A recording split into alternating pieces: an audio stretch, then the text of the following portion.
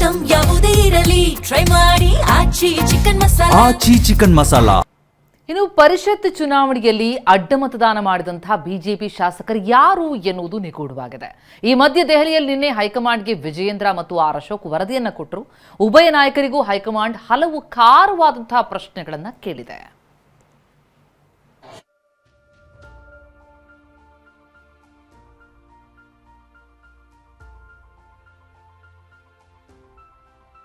High command ಕೈ ಸೇರಿದ cross vote ಕಳ್ಳಾಟದ ವರದಿ.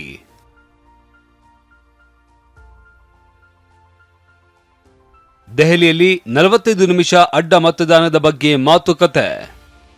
ವಿಧಾನ ಪರಿಷತ್ ಚುನಾವಣೆಯಲ್ಲಿ ನಡೆದ ಅಡ್ಡ ಮತದಾನವನ್ನ ಬಿಜೆಪಿ ಗಂಭೀರವಾಗಿ ಪರಿಗಣಿಸಿದೆ. ಇದೇ ವಿಚಾರಕ್ಕೆ ರಾಜ್ಯ ಬಿಜೆಪಿ ನಾಯಕರಿಗೆ ಬುಲಾವ್ ನೀಡಿದ್ದ ಹೈಕಮಾಂಡ್ ನಿನ್ನೆ 45 ನಿಮಿಷಗಳ ಕಾಲ ಸುದೀರ್ಘ ಚರ್ಚೆ ನಡೆಸಿದೆ. ಬಿಜೆಪಿ ರಾಷ್ಟ್ರೀಯ ಅಧ್ಯಕ್ಷ ನಿತಿನ್ ನಬೀನ್, ಬಿಜೆಪಿ ರಾಜ್ಯಾಧ್ಯಕ್ಷ ಬಿವೈ ವಿಜಯೇಂದ್ರ ಮತ್ತು ವಿಧಾನಸಭೆ ವಿಪಕ್ಷ ನಾಯಕ ಆರ್ ಅಶೋಕ್ರಿಂದ ಸಂಪೂರ್ಣ ವಿವರವನ್ನ ಪಡೆದುಕೊಂಡಿದ್ದಾರೆ.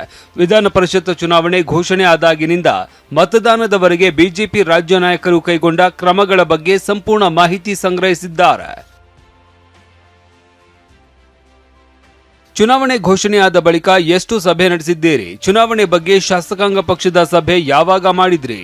ಬಿಎಲ್ಪಿ ಸಭೆಯನ್ನ 2 ರಿಂದ 3 ದಿನ ಮೊದಲೇ ಮಾಡಬಹುದಿತ್ತಲ್ವಾ? ಶಾಸಕರ ಮತಗಳ ಹಂಚಿಕೆಯನ್ನ ಯಾವ ರೀತಿ ಮಾಡಿದ್ರಿ? ವಿಪ್ ಯಾವಾಗ ಕೊಟ್ರಿ? ನಿಮ್ಮ ಸಿದ್ಧತೆ ಯಾವ ರೀತಿ ಇತ್ತು? ಅನುಮಾನ ಇದ್ದವರ ಜೊತೆಗೆ ಮತ್ತೆ ಮಾತುಕತೆ ಮಾಡಿದ್ರ? ಜೆಡಿಎಸ್ ನಾಯಕರ ಜೊತೆಗೆ ಎಷ್ಟು ಸಭೆಗಳನ್ನ ಮಾಡಿದ್ದೀರಿ? ಜೆಡಿಎಸ್ಗೆ ಹಾಕುವ ಮತಗಳ ಬಗ್ಗೆ ಮೊದಲೇ ಅವರಿಗೆ ತಿಳಿಸಿದ್ರ? ಹೀಗೆ ಸಾಲು ಸಾಲು ಪ್ರಶ್ನೆಗಳನ್ನ ಕೇಳಿದ ಬಿಜೆಪಿ ವರಿಷ್ಠರು ವಿಪ್ ಯಾಕೆ ಮೊದಲೇ ಕೊಟ್ಟಿಲ್ಲ ಅಂತಲೂ ಕೇಳಿದ್ರು.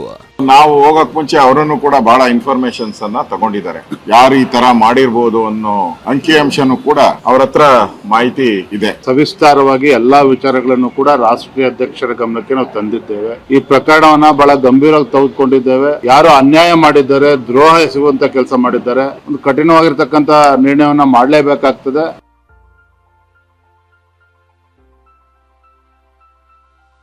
ಹಣ ಪಡೆದು ಅಡ್ಡ ಮತದಾನ, ರಾಜ್ಯ ನಾಯಕರ ಆರೋಪ. ಬಿಜೆಪಿ ವರಿಷ್ಠರ ಪ್ರಶ್ನೆಗಳಿಗೆ ಉತ್ತರಿಸಿರುವ ರಾಜ್ಯ ನಾಯಕರು ಹಣ ಪಡೆದೇ ಅಡ್ಡ ಮತದಾನ ಮಾಡಿದ್ದಾರೆ ಅಂತ ಮಾಹಿತಿ ನೀಡಿದ್ದಾರೆ. ಈ ಬಗ್ಗೆ ಇನ್ನಷ್ಟು ಖಚಿತ ಮಾಹಿತಿಯೊಂದಿಗೆ ವರದಿ ಸಲ್ಲಿಸುತ್ತೇವೆ, ಇನ್ನೂ ಸ್ವಲ್ಪ ಸಮಯ ಕೊಡಿ ಅಂತ ಕೇಳಿದ್ದಾರೆ. ಇಷ್ಟೇ ಅಲ್ಲ, ವಿಪ್ ಜಾರಿ ವಿಳಂಬಕ್ಕೂ ಸ್ಪಷ್ಟನೆ ನೀಡಿದ ನಾಯಕರು ಜೆಡಿಎಸ್ ಶಾಸಕರಿಗೆ ಮೊದಲೇ ತಿಳಿಸಲಾಗಿತ್ತು, ಕಾಂಗ್ರೆಸ್ಗೆ ಮಾಹಿತಿ ಗೊತ್ತಾಗಬಾರದು ಅಂತ ಕೊನೆಯ ಕ್ಷಣದಲ್ಲಿ ವಿಪ್ ಜಾರಿ ಮಾಡಿದ್ವಿ ಅಂತ ಸಮಜಾಯಿಷಿ ನೀಡಿದ್ರು. ಸಿಟಿ ರವಿ ನೇತೃತ್ವದ ಸಮಿತಿ ವರದಿ ಬಗ್ಗೆ ಕೇಳಿದ ವರಿಷ್ಠರು ಅಡ್ಡ ಮತದಾನದ ಬಗ್ಗೆ ತನಿಖೆಗೆ ನೇಮಿಸಿರುವ ಸಿಟಿ ರವಿ ನೇತೃತ್ವದ ಸಮಿತಿ ವರದಿ ಬಗ್ಗೆನೂ ವರಿಷ್ಠರು ಕೇಳಿದರು. ಶೀಘ್ರವೇ ಸಿಟಿ ರವಿ ಸಮಿತಿ ವರದಿ ಕಳುಹಿಸುವಂತೆ ಸೂಚಿಸಿದ್ರು. ಅಗತ್ಯವಿದ್ರೆ ಮತ್ತೆ ದೆಹಲಿಗೆ ಕರೆಯುವುದಾಗಿ ರಾಜ್ಯ ನಾಯಕರಿಗೆ ಹೇಳಿದ್ರು. ಎನ್ಡಿಎ ಕಡೆಯಿಂದ 12 ಅಡ್ಡ ಮತಗಳಾಗಿರೋದು ಸ್ಪಷ್ಟ. ಅದರಲ್ಲಿ ಬಿಜೆಪಿದೆ ಅನ್ನೋದು 4, ಎನ್ಡಿಎದ ಅನ್ನೋದು 8. ನಾವೀಗಾಗಲೇ ಮಾಹಿತಿಯನ್ನು ಸಂಗ್ರಹ ಮಾಡಿದ್ದೇವೆ. ನಾವು 3 ಜನ ಬೇರೆ ಬೇರೆ ಮೂಲದಿಂದ ಸಂಗ್ರಹಿಸಿರೋ ಮಾಹಿತಿಯ ಕುರಿತಾಗಿ ಚರ್ಚೆ ನಡೆಸಿ ವರದಿಯನ್ನು ತಯಾರು ಮಾಡ್ತಾ ಇದ್ದೀವಿ. ವರದಿ ತಯಾರು ಮಾಡಿದ ನಂತರ ರಾಜ್ಯಾಧ್ಯಕ್ಷರಿಗೆ, ಕೇಂದ್ರದ ನಾಯಕತ್ವಕ್ಕೆ, ರಾಷ್ಟ್ರೀಯ ಅಧ್ಯಕ್ಷರು, ರಾಷ್ಟ್ರೀಯ ಪ್ರಧಾನ ಕಾರ್ಯದರ್ಶಿಗಳಿಗೆ ಈ ವರದಿಯನ್ನ ನಾವು ಕೊಡೋ ಕೆಲಸ ಮಾಡ್ತೇವೆ. ಚರ್ಚೆಯಲ್ಲಿ ಅಡ್ಡ ಮತದಾನ ಮಾಡಿದ ಶಾಸಕರ ಹೆಸರು ನಿರ್ದಿಷ್ಟವಾಗಿ ಪ್ರಸ್ತಾಪವಾಗಿಲ್ಲ ಎನ್ನಲಾಗಿದೆ. ಇನ್ನು ಚುನಾವಣೆಗೆ ನೀವು ಇನ್ನೂ ತಯಾರಿ ಮಾಡಿಕೊಳ್ಳಬಹುದಾಗಿತ್ತು ಎಂದ್ರು. ನಿಮ್ಮ ಬಳಿ ಹೆಚ್ಚಿನ ಮಾಹಿತಿ ಇದ್ರೆ ಕಳುಹಿಸಿ, ನಮ್ಮ ಮೂಲಗಳಿಂದ ನಾವು ಮಾಹಿತಿ ಸಂಗ್ರಹಿಸ್ತಾ ಇದ್ದೇವೆ, ಸೂಕ್ತ ಸಮಯದಲ್ಲಿ ಸೂಕ್ತ ಕ್ರಮ ಅಂತ ಹೈಕಮಾಂಡ್ ಅಭಯ ನೀಡಿದೆ.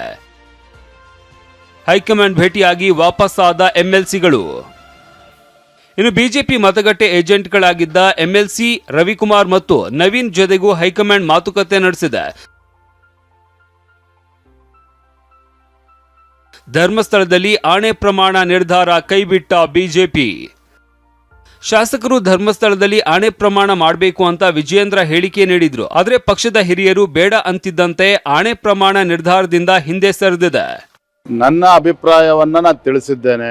ಅಂತಿಮವಾಗಿ ವಿಪಕ್ಷ ನಾಯಕರು ಆರ್ ಅಶೋಕ್ ರವರು ಎಲ್ಲರ ಚರ್ಚೆ ಮಾಡಿ ಅವ್ರ ತೀರ್ಮಾನ ತೆಗೆದುಕೊಳ್ಳಿ. ನಾವು ಈಗ ಧರ್ಮಸ್ಥಳದ ಏನು ಶಾಸಕಾಂಗ ಸಭೆಯನ್ನ ನಾವು ಮಾಡಲ್ಲ. ಅಲ್ಲಿ ಧರ್ಮಸ್ಥಳವಾಗಿ ಇರಲಿ. ಅದೇನೇ ಇರಲಿ, ಸದ್ಯಕ್ಕಂತೂ ಅಡ್ಡೇಟು ಹಾಕಿದವರ ಬಗ್ಗೆ ಹೈಕಮಾಂಡ್ಗೆ ದೂರು ನೀಡಿದ್ದಾಗಿದೆ.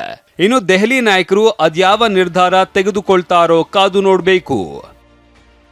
Bureau report, TV9.